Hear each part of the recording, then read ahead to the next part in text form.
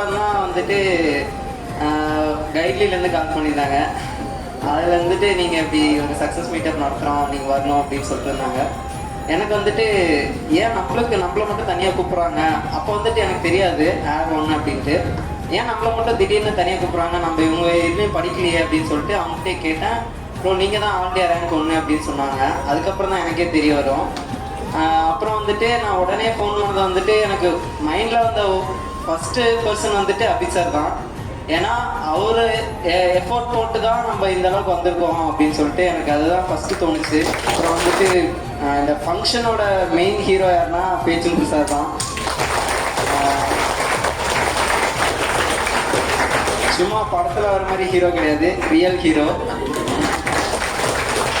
அவர் வந்துட்டு. ஆனால் இந்த ஃபங்க்ஷனுக்கு அவருக்கு சம்மந்தமே இல்லாத மாதிரி தான் உட்காந்துருக்காரு. சிம்பிளாக ட்ரெஸ் போட்டு எந்த ஒரு பந்தமும் கிடையாது, ரொம்ப சிம்பிளிசிட்டினா வந்துட்டு அவர் தான். அவருக்கு இந்த மாதிரி பண்ணணும்னு அவசியமே இல்லை, பட் இருந்தாலும் பண்ணுறாரு. ஆக்சுவலாக இந்த இடம் வாங்கினது வந்துட்டு ஒரு மண்டபம் கட்ட அப்படின்னு சொன்னாங்க.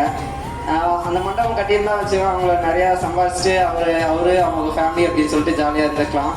ஆனால் அவர் ஃபேமிலியை பற்றி மட்டும் யோசிக்காமல் இங்கே எத்தனை பேர் பாஸ் ஆகிருக்காங்க, அவங்க ஃபேமிலி பற்றி யோசிச்சனால தான் இப்போ வந்துட்டு இத்தனை பேர் பாஸ் ஆகிருக்காங்க. ரொம்ப பெரிய விஷயம்.